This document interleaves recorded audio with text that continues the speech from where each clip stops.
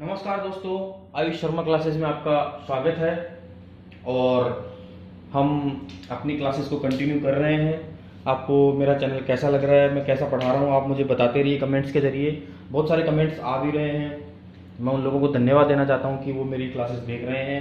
अगर आपके कुछ पॉइंट्स हैं, कोई कुछ क्वेश्चंस हैं, तो आप मुझे ज़रूर बताइए कि ये मेरे क्वेश्चंस हैं और इनका क्या क्या सॉल्यूशन हो सकता है।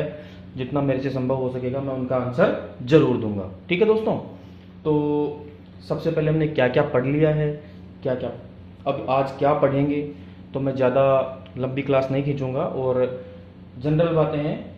हम मौलिक अधिकार पढ़ रहे थे जिसमें आर्टिकल 12 और आर्टिकल 13 हम पढ़ चुके थे, जिसमें महत्वपूर्ण वाद भी हमने पढ़े थे कि कौन कौन से वाद इसमें बीच बीच में काम में आ रहे हैं। दोस्तों, मौलिक अधिकार एक ऐसा टॉपिक है जिसमें बहुत सारी पिटिशंस लगी और बहुत सारे फैसले आए, तो हमें काफ़ी फैसले याद रखने पड़ेंगे कि किस फैसले का प्रभाव क्या पड़ा, फिर गवर्नमेंट ने उस फैसले को निष्प्रभावी करने के लिए कौन सा आर्टिकल लगाया और क्या क्या परिस्थितियां हमारे देश के अंदर आज के समय में बनी हुई है। तो इन सब चीज़ों पे चर्चा करते हुए मैं आगे चलूंगा। तो आर्टिकल 12 और आर्टिकल 13 मौलिक अधिकारों में हमने पढ़ लिया है। मौलिक अधिकार 12 से 35 तक हैं और आज हमारा आर्टिकल 14 का नंबर है। दोस्तों, आर्टिकल 14 से लेकर आर्टिकल 18 जो है ये समानता के अधिकार में आता है। ठीक है दोस्तों, इसमें समानता की बातें करी गई है कि हमारे देश में जो भी हमारे जो संविधान है इसमें जो भी चीज़ें लिखी गई है उसमें आर्टिकल 14 टू आर्टिकल 18 जो है वो इक्वलिटी की बात करता है कि किस किस कंडीशन में कौन कौन सी इक्वलिटीज़ हमें किस तरीके से फॉलो करनी है। ठीक है दोस्तों, तो सबसे पहले मैं आता हूँ आर्टिकल 14 पर।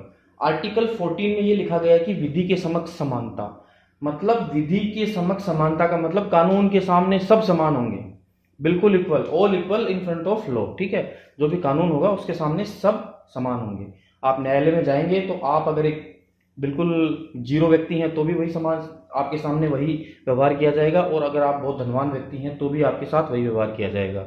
और ये अवधारणा हमने ब्रिटेन से ली है कि विधि के समक्ष सब बराबर होंगे, कानून के सामने सब बराबर हैं। लेकिन इसके दो तीन अपवाद हैं, राष्ट्रपति व राज्यपाल।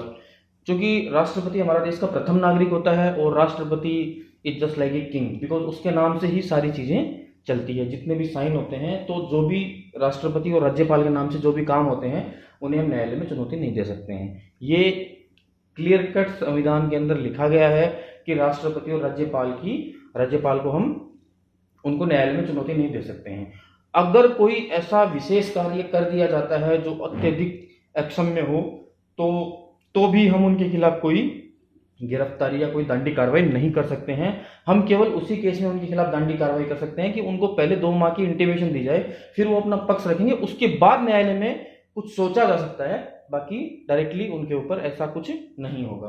ठीक है, तो राष्ट्रपति और राज्यपाल ये दोनों इसके अपवाद हो गए। उसके बाद हाँ, कुछ लोग और भी हैं, विदेशी संप्रभु, कूटनीतिक व्यक्ति व राजदूत। दोस्तों, दूसरे देशों के जो राजदूत होते हैं उनके साथ समान व्यवहार नहीं किया जा सकता, क्योंकि वो दूसरे देशों के होते हैं, कुछ इंटरनेशनल रूल्स होते हैं, अंतर्राष्ट्रीय नियम होते हैं कुछ, तो उनको कुछ विशेष प्रावधान दिए जाते हैं। उनको सामान्य व्यक्ति के समान उनके साथ व्यवहार नहीं किया जा सकता है। कूटनीतिक व्यक्ति, अगर सोचिए अमेरिका का विदेश मंत्री माइक पोम्पियो यहाँ आता है, तो उसके साथ आप कैसे व्यवहार कर सकते हो समान, बिकॉज वो विशिष्ट व्यक्ति है और उससे कूटनीतिक संबंध प्रभावित होते हैं, वो एक कूटनीतिक व्यक्ति है। अगर उसके साथ कोई वहाँ का अधिकारी आता है जो IAS लेवल का अधिकारी है, तो उसके साथ आप नहीं कर सकते ऐसा व्यवहार। सेम टू सेम चीज़ विदेशी संप्रभु में भी लागू होती है और राजदूत पे भी लागू होती है, क्योंकि राजदूत तो खैर काफ़ी बड़ी पोस्ट होती है, तो उसके हिसाब से भी नहीं हो सकता। दूसरी बात, वो दूसरे देश के नियम भी उनके ऊपर लागू होते हैं। ठीक है दोस्तों, उसके बाद इसी आर्टिकल 14 में दूसरी चीज़ भी लिखी गई है। आर्टिकल 14 में यह भी लिखा गया है कि विधि का समान संरक्षण, एक होती है विधि के समक्ष समानता, एक होता है विधि का समान संरक्षण। विधि का समान संरक्षण का मतलब होता है दोस्तों, विधि का समान संरक्षण मतलब कानून का संरक्षण समान किया जाएगा। यह अवधारणा हमने कहां से ली है? यूनाइटेड स्टेट्स ऑफ अमेरिका, जो कि उत्तरी अमेरिका में स्थित है। ठीक है दोस्तों, समझ में आ रहा है बिल्कुल? अगर आपको नहीं समझ में आ रहा है तो आप मुझे कमेंट बॉक्स में लिख सकते हैं कि सर हमें नहीं समझ में आ रहा है। ठीक है, तो विधि के समक्ष समानता, जिसकी अवधारणा हमने ब्रिटेन से ली है, उसके अपवाद राष्ट्रपति व राज्यपाल। दूसरा है विधि का समान संरक्षण। अब इसमें एक क्लॉज है कि समान परिस्थिति वालों को विधि के सामने समान, मतलब जो समान परिस्थिति के व्यक्ति हैं उनका विधि के समान संरक्षण होगा। मतलब फिर से मैं समझाने की कोशिश करता हूं कि जो एक जैसी परिस्थिति वाले लोग हैं उनके लिए विधि का समान संरक्षण होगा। मतलब अगर कोई गरीब व्यक्ति है, उसके पास वकील करने के पैसे नहीं है, तो उसको गवर्नमेंट वकील करके देगी। ये हमारे डीपीएसपी में भी लिखा हुआ है, आर्टिकल 39A में भी लिखा हुआ है, विधि के समान संरक्षण। वो चीज इसमें रिफ्लेक्ट होती है। दूसरी बात देखो, आर्टिकल 14 को आप थोड़ा ध्यान से समझने की कोशिश करो। आर्टिकल 14 में एक जनरल सी बात बताई गई है कि कानून के सामने सब समान है, या कानून का समान संरक्षण होगा सब लोगों के लिए। मतलब ऐसा नहीं है कि कोई बड़ा व्यक्ति है तो वो मतलब अपने बढ़िया वकील कर सकता है और मतलब काफ़ी वकील भी कर सकता है, एक गरीब आदमी है वो वकील ही नहीं कर पा रहा है, तो उसके लिए सरकार व्यवस्था करेगी कि आपको वकील दिया जाएगा, उस वकील के माध्यम से आप केस लड़ोगे। ठीक है, तो ये हो गया विधि का समान संरक्षण। अब देखो, समता का अधिकार जो है ये एक ऐसी चीज है कि इसमें मतलब आप मुख्य रूप से अगर देखो तो समता के अधिकार एक नकारात्मक अवधि है कि राज्य को ये निर्देश दिया जाता है कि आप सब लोगों के सामने मतलब समान व्यवहार करोगे। समझ में आ रहा है? जैसे विधि के समक्ष समानता, और ये एक नकारात्मक अवधारणा है। ठीक है दोस्तों, ये एक निषेधात्मक या पूरे मौलिक अधिकार ही नकारात्मक है, लेकिन इससे साफ पता चलता है, ये बिल्कुल क्लियर कट बोल रहा है, राज्य को बोल रहा है कि आप ऐसा बिल्कुल नहीं करोगे, आपको ऐसा करना ही पड़ेगा, विधि के समान सब समान होंगे। ठीक है, तो मेरे ख्याल से आपको ये समझ में आ रहा है। आर्टिकल 14 को आई थिंक दोबारा रिवाइज करने की जरूरत नहीं है। ये आर्टिकल 39A में भी लिख सकते हो आप, जो आपका ये वाला क्लॉज है ये आर्टिकल 39A में आता है। ये कहां से लिया गया है? डीपीएसपी जो हमारे राज्य के नीति निर्देशक तत्व जिसको हम बोलते हैं वहां से लिया गया है। ये समान संरक्षण वाले क्लॉज में आता है। बेसिकली चीज एक ही है, बस कानून का संरक्षण समान होना चाहिए और कानून के सामने सब सेम होने चाहिए। इसका मतलब ये है कि सब कुछ समान होना चाहिए। समझ गए? विधि के सामने सब समान होने चाहिए और विधि का संरक्षण भी समान होना चाहिए, यानी विधि का इस्तेमाल भी सब लोग बराबर कर सकें। ठीक है दोस्तों, आर्टिकल 14 क्लियर। अगर आर्टिकल 14 में किसी भी प्रकार का कोई डाउट हो तो आप मुझसे पूछ सकते हैं। उसके बाद आते हैं आर्टिकल 15। काफी बड़ा आर्टिकल है ये, शुरू में बता देता हूँ। इसके ऊपर 2-3 याचिकाएं भी लगी, 2-3 बड़े बड़े फैसले भी आए। तो सबसे पहले मैं आपको शुरू के 3 धाराएं बताऊंगा, 15(1), 15(2) और 15(3).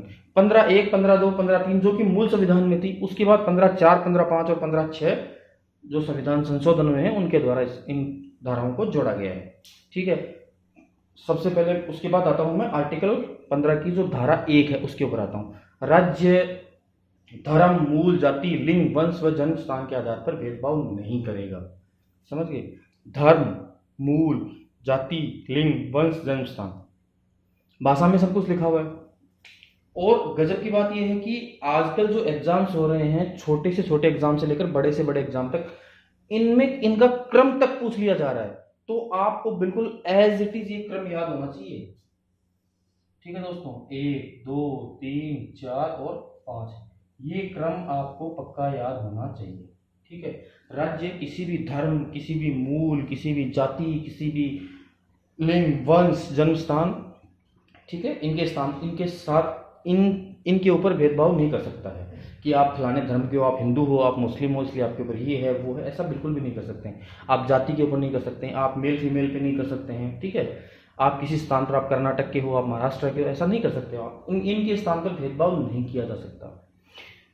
आर्टिकल 15 की जो धारा 2 है उसमें ये लिखा गया है कि सार्वजनिक स्थान पर भेदभाव नहीं होगा। आप थिएटर में जा रहे हो, आप अलग व्यवस्था नहीं कर सकते कि मुस्लिम इधर बैठेगा, हिंदू इधर बैठेगा।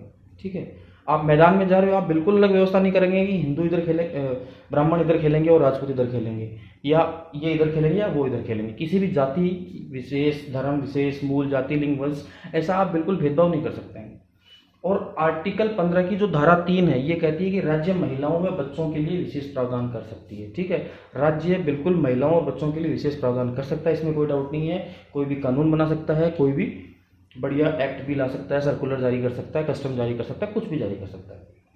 अब मुद्दा ये हुआ कि 1950 की बात है, हमारा संविधान जस्ट लागू हुआ था और जो तमिलनाडु सरकार थी, जो मद्रास राज्य था, उन्होंने एक अधिनियम पारित किया और उसमें अनुसूचित जाति जनजाति के लोगों को कुछ विशेष प्रकार के प्रावधान उनके लिए कर दिए गए, कुछ विशेष प्रकार के प्रावधान उन्हें दिए गए, स्पेशली शिक्षा के क्षेत्र में। ठीक है, तो एक महिला थी चंपाकम नाम की, चंपाकम दोरईजन, उसने उसको चैलेंज किया मद्रास हाई कोर्ट में। मद्रास हाईकोर्ट में चैलेंज किया और 1950 की बात है ये, और मद्रास हाईकोर्ट कन्विंस भी हो गया कि हाँ ये बिल्कुल सही है और बिल्कुल सत्य बात है ये कि आप ऐसा नहीं कर सकते हैं, और चंपाकम दोरईजन को ठीक ठहराया। और उन्होंने बोला कि आप अनुसूचित जाति और जनजाति के लोगों को शिक्षा में आरक्षण नहीं दे सकते हैं। बिल्कुल लोक नियोजन की बात नहीं कर रहा हूं मैं, शिक्षा की बात कर रहा हूं। एक्चुअली बहुत ज्यादा कंफ्यूजन है लोगों को कि आप 15 जो आर्टिकल 15 और आर्टिकल 16 है, जो सरकारी नौकरियों में जो आरक्षण दिया गया है, सरकारी नौकरियों में आरक्षण दिया गया है आर्टिकल 16 के हिसाब से, जबकि जो शिक्षा में आरक्षण है, जो आपको कॉलेजेस में मिलता है, जो आपको स्कूल्स में मिलता है, जो भी इससे संबंधित व्यक्ति हैं, उनको आर्टिकल 15 के आधार पर शिक्षा में आरक्षण दिया जाता है। दोनों चीजें बिल्कुल अलग है। सरकारी नौकरी में आरक्षण बिल्कुल अलग है और शिक्षा में आरक्षण बिल्कुल अलग है। तो अब सरकार के सामने समस्या खड़ी होगी। तो सबसे पहले मद्रास हाईकोर्ट ने इसको अपील करी और मद्रास हाईकोर्ट ने इसको सुप्रीम कोर्ट में लेके गई। ठीक है, सुप्रीम कोर्ट में लेके गई और सुप्रीम कोर्ट ने भी निर्णय को बरकरार रखा। तो ये भारत सरकार के लिए बहुत बड़ा झटका था। उस समय भारत के प्रधानमंत्री स्वर्गीय पंडित जवाहरलाल नेहरू थे और उन्होंने काफी विचार विमर्श किया। डॉक्टर भीमराव अंबेडकर ने काफी विरोध किया, बोला ऐसा कैसे हो सकता है, हमने अभी अभी संविधान बनाया और अभी अभी लोगों ने अपील कर दी और वो अपील बाकायदा सत्यापित भी हो गई और कोर्ट ने उसको सही ठहराया। तो सरकार ने बोला कि हमें कोई ना कोई अमेंडमेंट करना पड़ेगा। ठीक है, तो वीडियो काफ़ी लंबा हो रहा है। अब इसकी 3 धाराएं और बच रही है जो कि काफ़ी विस्तृत रूप से समझानी पड़ेगी मुझे, क्योंकि आर्टिकल 15 और आर्टिकल 16 ये दोनों आर्टिकल काफ़ी इंपॉर्टेंट है और इसमें बहुत सारी याचिकाएं लगेगी। बहुत सारी चीज़ें हैं जो हमें बिल्कुल एज इट इज़ याद करनी है, क्योंकि आर्टिकल 15 बहुत इंपॉर्टेंट है, आर्टिकल 16 बहुत इंपॉर्टेंट है। मौलिक अधिकारों से बहुत ज़्यादा क्वेश्चन बनते हैं, स्पेशली आर्टिकल जो इक्वलिटी वाला आर्टिकल है इसमें बहुत ज़्यादा क्वेश्चन बनते हैं। तो आर्टिकल 15 की हमने 3 धाराएं पढ़ी है। चंपाकम दोरईजन बनाम मद्रास राज्य को हम कल से फिर रिपीट करेंगे और 15(4), 15(5) और 15(6) धारा हम कल फिर से पढ़ेंगे। ठीक है दोस्तों, तो आप मुझे बताते रहिए मेरा वीडियो कैसा लगा। अगर वीडियो अच्छा लगा तो जरूर सब्सक्राइब करें, शेयर करें, मोरल अप होता है इससे। और मैं आपको बार बार बता रहा हूँ कि मैं कॉन्स्टिट्यूशन के लिए प्रश्नावली भी लेके आऊँगा। कुछ यूजर्स ने मुझे लिखा कि हिस्ट्री के टॉपिक्स लेके आए, कुछ यूजर्स बोल रहे हैं कि इंग्लिश में पढ़ाइए। जैसे धीरे धीरे सब चीज़ें इंप्लीमेंट होगी। आप मेरे वीडियोस देखते रहिए, लाइक करते रहिए, सब्सक्राइब करते रहिए। ठीक है, जैसे जैसे सब्सक्राइबर बढ़ते जाएंगे उस हिसाब से मैं अपने वीडियो और ज़्यादा स्पीड से लेके आने की कोशिश करूँगा। ठीक है दोस्तों, नमस्कार, जय हिंद, जय भारत।